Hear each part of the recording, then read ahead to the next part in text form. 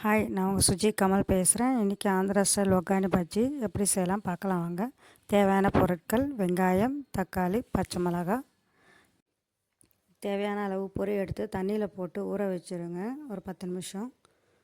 அதுக்கப்புறமா கடாய் ஒன்று அடுப்பில் வச்சுட்டு அதில் தேவைக்கேற்ற அளவு எண்ணெய், கடுகு, அப்புறம் கடலப்பருப்பு, உளுத்தம்பருப்பு, இதெல்லாம் நல்லா கொஞ்சம் ஃப்ரை ஆனதும் வெங்காயம், பச்சை மிளகாய், கருவேப்பிலை இதெல்லாம் நறுக்கி வச்சது அந்த எண்ணெயில் போட்டுடலாம். எண்ணெயில் போட்ட அப்புறம் அந்த வெங்காயம் நல்லா வதங்கணும். நல்லா வெங்காயம் ஃப்ரை ஆகிறதுக்குள்ளே பொரி எடுத்து வேறு பாத்திரத்தில் பிழிஞ்சு வச்சுக்கலாம். தக்காளி நறுக்கி வச்ச தக்காளியை அதில் சேர்த்துடலாம். தக்காளி நல்லா வதங்கணும். தக்காளி நல்லா வதங்கிட்ட அப்புறம் தேவையான அளவு மஞ்சள் தூள், டேஸ்ட்டுக்கு தகுந்த மாதிரி உப்பு, உங்களுக்கு தேவையான அளவு உப்பு சேர்த்துக்குங்க. சேர்த்துட்டு அதையும் நல்லா வதக்கி எடுத்துக்குங்க. கொஞ்சம் மூடி போட்டு தக்காளி நல்லா வதங்கின அப்புறம் கொஞ்சம் கிளறி விட்டுருங்க. நல்லா கிளறி விட்ட அப்புறம் தக்காளியெல்லாம் நல்லா வதங்கிச்சா இல்லைன்னு பார்த்துட்டு அப்புறம் பொரி எடுத்து அதில் போட்டுற வேண்டியதுதான். பொரியை எடுத்து அதில் போட்டுற வேண்டியதான். அதை போட்டுட்டு அப்புறம் நம்ம அந்த பாத்திரம் பத்தலைன்னு சொல்லிவிட்டு நான் வேறு பாத்திரத்துக்கு மாற்றி எடுத்துட்டேன். ஏன்னா அது ரொம்ப சின்னதாக இருக்குது, பொரி பத்தலை. அதனால் வேறு பாத்திரத்தை எடுத்து மாற்றிட்டு போட்டுட்டேன். அதுக்கப்புறம் கொஞ்சம் கொத்தமல்லி தலையை போட்டு கார்னிஷ் பண்ணி இறக்கிட வேண்டியதான். இதில் வந்து அப்படியே கொஞ்சம் உடச்ச கடலையை மிக்ஸி போட்டு பவுட்ரு பண்ணி இந்த மேலே அப்படியே தூவி சாப்பிட்டிங்கன்னா இன்னும் நல்லாயிருக்கும். ஸோ நான் அதை வந்து உங்களுக்கு வீடியோ எடுக்கலை, சாரி, ஸ்கிப் பண்ணிட்டேன். இப்போ பஜ்ஜி எப்படி செய்யலாம் பார்க்கலாம் வாங்க. கொஞ்சம் கடலை மாவை ஒரு பவுலில் எடுத்துகிட்டு தேவையான அளவு உப்பு,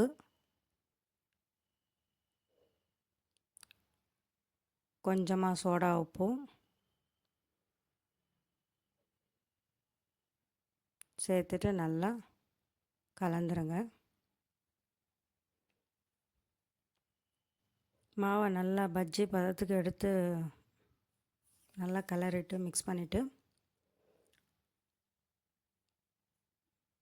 நல்லா மிக்ஸ் பண்ணுங்கள். இல்லைன்னா உப்பு அங்கங்கே இருக்கும். இந்த அளவுக்கு பஜ்ஜி பதத்தில் எடுத்து வச்சுருங்க. அதுக்கப்புறம் ஸ்டவ் பற்ற வச்சு ஒரு கடாய் அடுப்பில் வச்சுட்டு தேவையான அளவு எண்ணெய், பஜ்ஜி பொரியிற அளவுக்கு எண்ணெயை ஊற்றிக்குங்க. எண்ணெய் சூடேறின அப்புறம்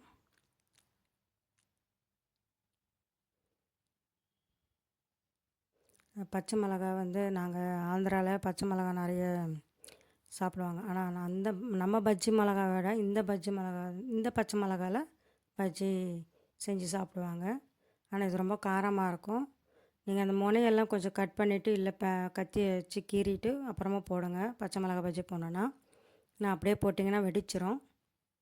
எண்ணெய் சூடேறிச்சா இல்லையான்னு டெஸ்ட் பண்ணுறதுக்கு கொஞ்சமாக பஜ்ஜி மாவு அதுக்குள்ளே போட்டிருக்கிறேன். அது நல்லா பொரிஞ்சு வருது பாருங்கள்.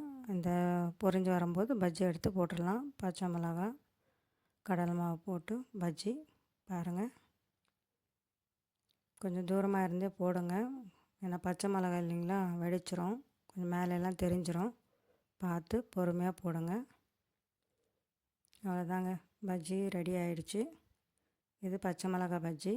அதுக்கப்புறமா ஆனியன் பஜ்ஜி போட்டிருக்கேன், உருளைக்கிழங்கு பஜ்ஜி போட்டிருக்கேன், 3 விதமான பஜ்ஜியும் போட்டிருக்கேன் நான். ஏன்னா என் சின்ன பையன் வந்து வெங்காயம், பச்சை மிளகாய் அதெல்லாம் சாப்பிட மாட்டான்.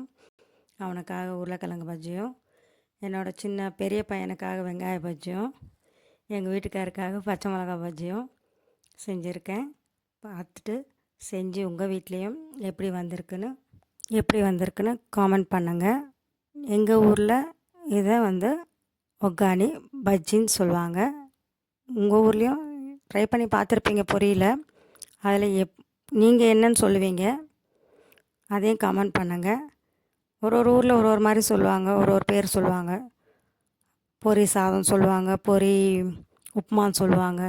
ஸோ அந்த மாதிரி நீங்கள் பார்க்குறவங்க எந்த ஊர்லேருந்து பார்க்குறீங்கன்னு எனக்கு தெரியணுன்னா உங்கள் ஊரில் என்னன்னு சொல்லுவாங்கன்னு எனக்கு கமெண்ட் பண்ணுங்கள். மறக்காமல் லைக் பண்ணுங்கள், ஷேர் பண்ணுங்கள், சப்ஸ்கிரைப் பண்ணிக்கோங்க. என்னை சப்போர்ட் பண்ணுங்கள் ப்ளீஸ். உங்கள் சப்போர்ட்டால் தான் நான் இவ்வளோ தூரம் வந்திருக்கேன். தேங்க்யூ ஃபார் வாட்சிங். Thank you so much. Bajji ready.